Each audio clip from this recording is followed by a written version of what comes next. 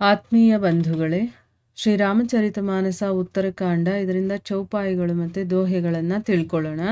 तुम्हारी कृपा कृपायतन अब कृत कृत्य नमोह जानेವು राम प्रताप प्रभु चिदानंद संदोह नाथ तवानन ससी स्रवत कथा सुधा रघुबीर श्रवण पुठनी मन पार करी नहीं अघात मति धीर रामचरित जे सुनत अघाही रस विशेष जाना तिन्ह नाही जीवन मुक्त महामुनि जेऊं हरि गुण सुनहि निरंतर तेऊं भव सागर चह पार जो पावा राम कथा ता कह दृढ़ नावा विषय इन्ह कह पुनि हरि गुण ग्रामा श्रवण सुखद अरु मन अभिरामा श्रवणवंत असको जग माही जाहि न रघुपति चरित सोहाही ते जड़ जीव निजात्मक घाती जिन्हि न रघुपति कथा सोहाती हरि चरित्र मानस तुम्ह गावा सुनी मैं नाथ अमित सुख पावा तुम्ह जो कही यह कथा सुहाई काग भुसुंडी ಗರುಡ್ ಪ್ರತಿ ಗಾಯಿ. ಇವು ಚೌಪಾಯಿಗಳು ಮತ್ತೆ ದೋಹೆಗಳು. ಈಗ ಇದರ ಅರ್ಥವನ್ನ ತಿಳ್ಕೊಳ್ಳೋದಕ್ಕೆ ಪ್ರಯತ್ನ ಮಾಡೋಣ. ತುಳಸಿದಾಸರು ಹೇಳ್ತಾರೆ, ರಾಮನ ಕಥೆಯನ್ನ ಹೇಳಿ ಮುಗಿಸಿದ ಮೇಲೆ ಶಿವ ಹೇಳ್ತಾನೆ, ನನ್ನ ಬುದ್ಧಿಮಟ್ಟಕ್ಕೆ ಎಷ್ಟು ನನಗೆ ಹೇಳೋದಕ್ಕೆ ಸಾಧ್ಯ ಆಯಿತೋ ಅಷ್ಟು ಹೇಳಿದ್ದೀನಿ. ಯಾಕಂದರೆ ರಾಮ ಅನಂತನಾಗಿರುವಂಥವನು, ಅವನ ಗುಣ ಅನಂತ, ಜನ್ಮ ಕರ್ಮ ನಾಮ ಎಲ್ಲವೂ ಕೂಡ ಅನಂತವಾಗಿರುವಂಥದ್ದು. ಅದು ಹೇಳ್ತಾ ಇದ್ರೆ, ವರ್ಣನೆ ಮಾಡ್ತಿದ್ರೆ ಅದು ಮುಗಿಯೋದೇ ಇಲ್ಲ.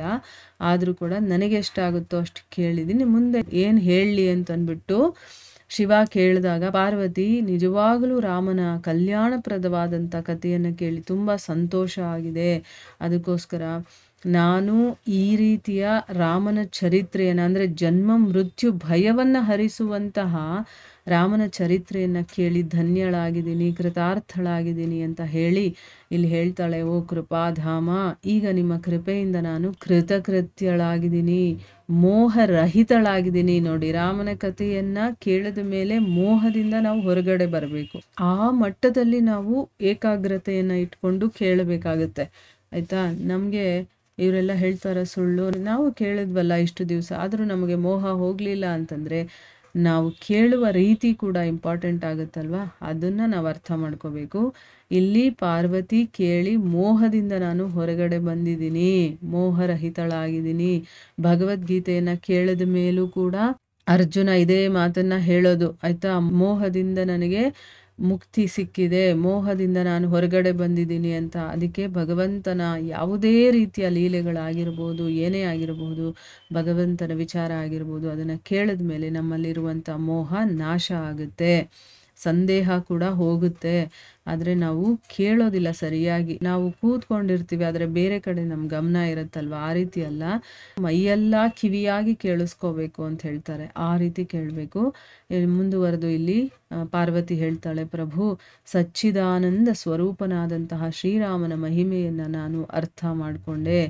ನಾಥ, ನಿಮ್ಮ ಮುಖಚಂದ್ರಮ ಶ್ರೀ ರಘುವೀರನ ಕಥಾಮೃತವನ್ನು ಮಳೆಗರಿತಾ ಇದ್ದ. ಅಂದರೆ ಅಷ್ಟು ಚೆನ್ನಾಗಿತ್ತು ಕೇಳೋದಕ್ಕೆ.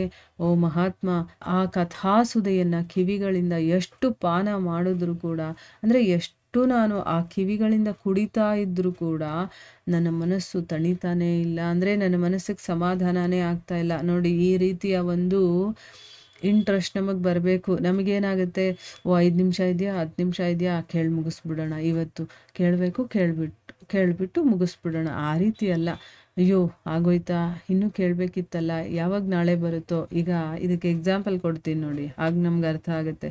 ಈಗ ಸೀರಿಯಲ್ ನೋಡ್ತಾ ಇರ್ತೀರ, ಆ ಸೀರಿಯಲ್ ನೋಡ್ತಾ ಇರಬೇಕಾದ್ರೆ ಮುಗಿದೋದ್ರೆ ನಮ್ಗೆ ಹೆಂಗೆ ಅನ್ಸುತ್ತೆ, ಅಯ್ಯೋ ಮುಗ್ದಾಯ್ತಾ, ಅಯ್ಯೋ ಇನ್ನೂ ಇರಬೇಕಿತ್ತು, ನಾಳೆ ಯಾವಾಗ ಆಗುತ್ತೋ ಅಂತ ಅನ್ನಿಸುತ್ತೆ ತಾನೇ ನಮಗೆ. ಯಾಕಂದರೆ ಇದು ನಮಗೆಲ್ಲರಿಗೂ ಎಕ್ಸ್ಪೀರಿಯೆನ್ಸ್ ಆಗಿರೋದ್ರಿಂದ ನಾನು ಅದನ್ನು ಹೇಳ್ತಾ ಇದ್ದೀನಿ.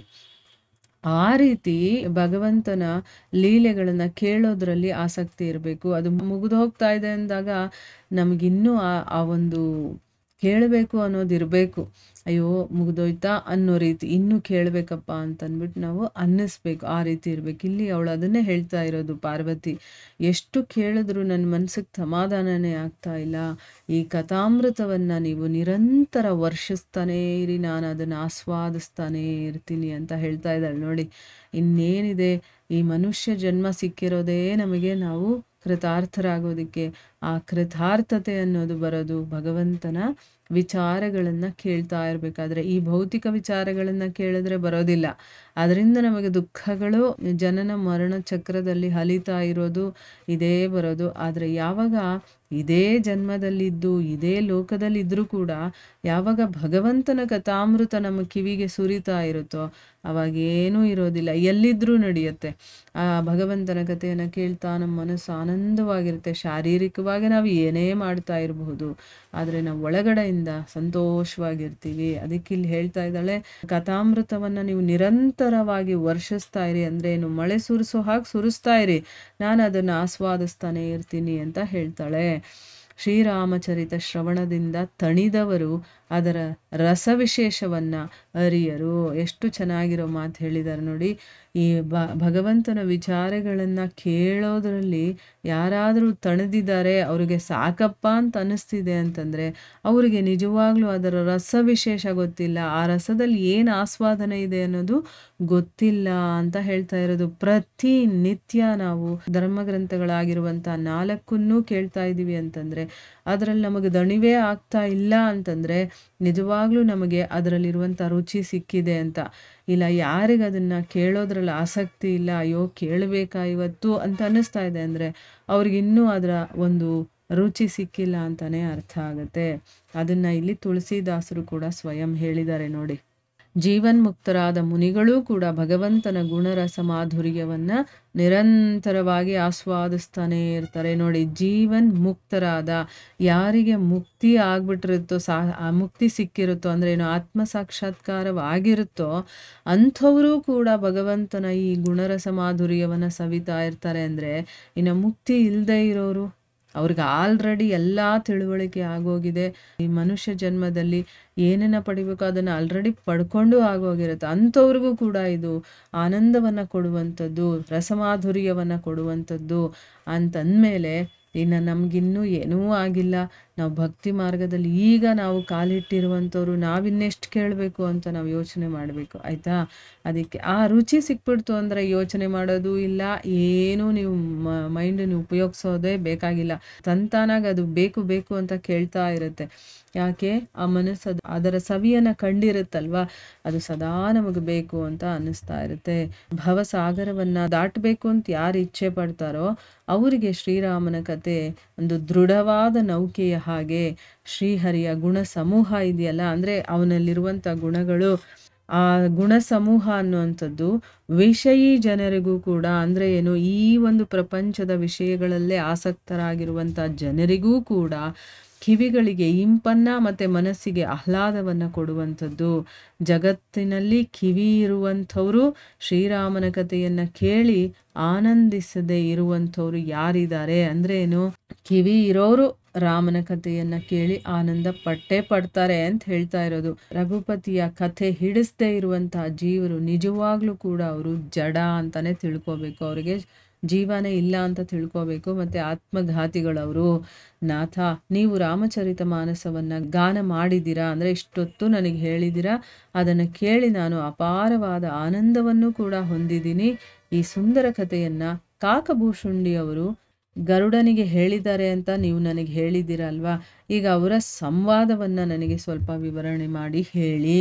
ಅಂದರೆ ಈಗ ನಮಗೂ ಒಂದು ಪ್ರಶ್ನೆ ಬರುತ್ತಲ್ವಾ, ಕಾಕಭೂಷುಂಡಿ ಯಾರು, ಅವರು ಯಾಕೆ ಗರುಡನ ಕತೆ ಹೇಳ್ತಾ ಇದ್ದಾರೆ, ಅಥವಾ ಅವರಿಬ್ಬರ ನಡುವೆ ಏನು ನಡೀತು ಅದ್ರ ಬಗ್ಗೆನೂ ಸ್ವಲ್ಪ ನನಗೆ ಹೇಳಿ ಅಂತಂದ್ಬಿಟ್ಟು ಇಲ್ಲಿ ಪಾರ್ವತಿ ಪ್ರಶ್ನೆ ಮಾಡ್ತಾ ಇದ್ದಾಳೆ.